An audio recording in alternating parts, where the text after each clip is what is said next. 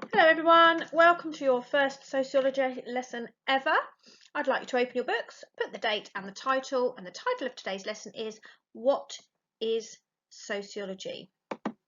So you might remember that in your glossaries that go at the back of your books, that's where you put all your keywords. So the first keyword for you is in fact the word sociology. So sociology is the study of people's relationships and behaviour in society. It is about understanding how people's choices are affected by their backgrounds and their identities. So just press pause for a moment and get that put into your glossary.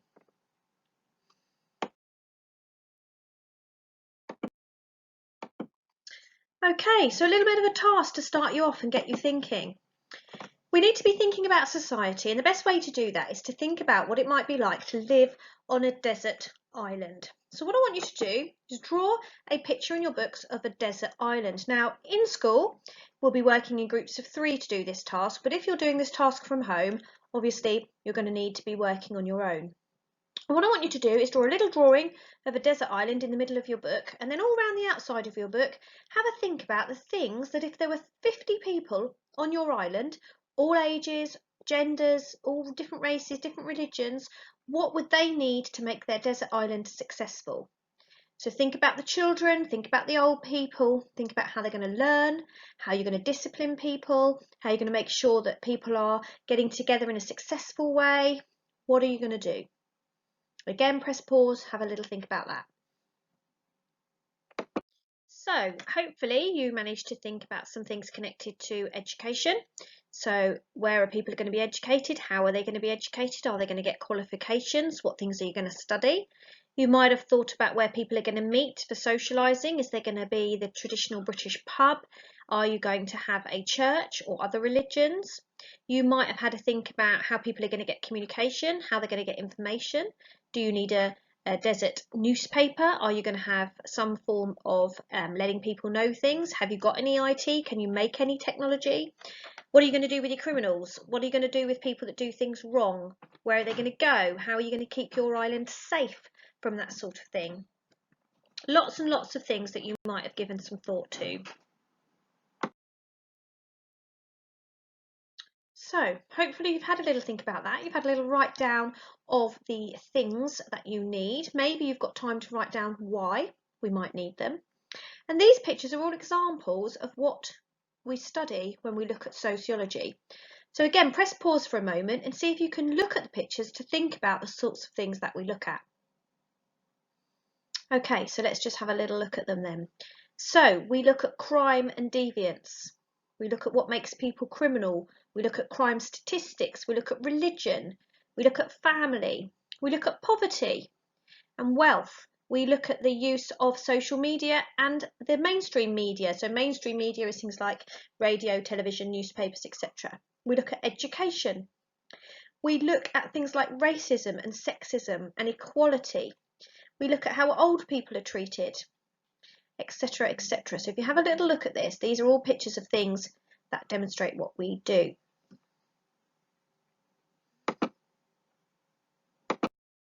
So what can studying sociology lead to? Look at these 3 people. You might know who they are. So we've got Ronald Reagan, former President of the United States of America. Got Michelle Obama, who you will hopefully know was the First Lady of America and is a political activist, also had been a lawyer. And then we've got Martin Luther King, civil rights activist. Now, the other thing we look at when we study sociology is we actually need to look at other people's research. Doing research of our own, but also looking at other people's research and seeing what it tells us about society. That's the important job of a sociologist.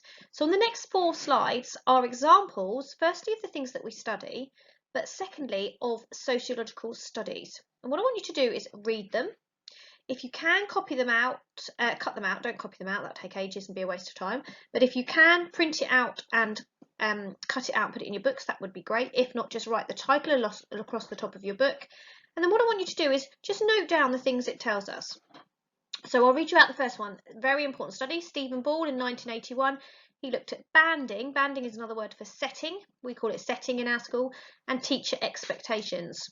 So he says that in the banding system, Students were placed in one of 3 bands, with the first band containing the most able students and the third band containing the least able. This was supposed to be based on test scores, but Ball found that children from higher social classes, so essentially those people who were well off, were more likely to be placed in the top band, and he noticed that students' behaviour changed as a result of the band they were in, and Ball linked this to the expectations teacher had of each set. So you might want to think about that. In our school, we set in maths and sometimes in science. So you might want to have a little think about your maths classes and your science classes and just have a think whether that is still true today. Whether you notice people are treated differently, whether the teachers expect more homework, better behaviour in the top sets than they do in the bottom sets, for example. So as I say, either write the title and then jot down your opinion on it and what it tells you, or cut it out and annotate round it. The second one coming up on the next slide, Young and Wilmot in 1973, they talked about the symmetrical family. And they said, the symmetrical family has become the typical family in Britain. There is more equality between the spouses. So a spouse is husband and wife. The couple and their children are more home-centred than in the past, and relationships between spouses are warmer and more caring. The husband and wife have more of a financial partnership. So again, either annotate round the edge as to the key messages from this or write it as a title.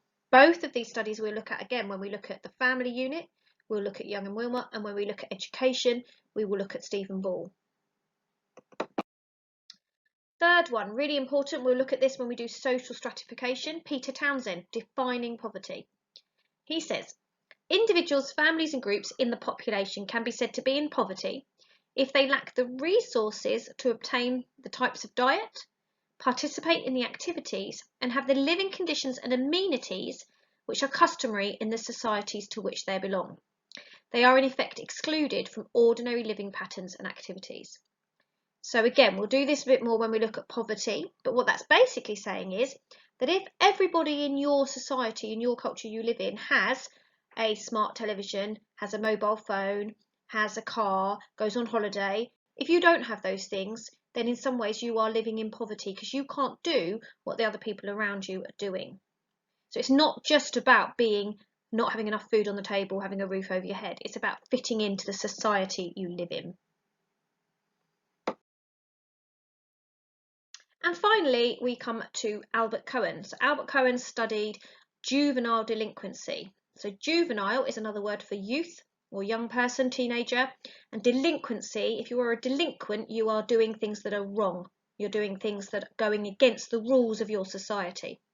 So Cohen studied juvenile delinquency among working class boys in North America. He argued that individuals don't carry out delinquent acts like vandalism or violence on their own. He said that juvenile delinquency is a group phenomenon. In other words, you won't just do this vandalism or violence by yourself, you'll do it because you're getting carried away with the group that you are with.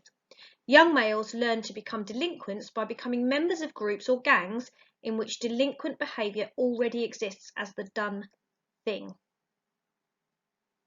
So for all 4 of those slides, you're just going to write the title or cut it out and paste it into your book and just jot down or annotate what that is telling you about the topic. And hopefully those 4 slides give you a little bit of an insight into the type of things that sociology and sociologists study. Thank you for listening.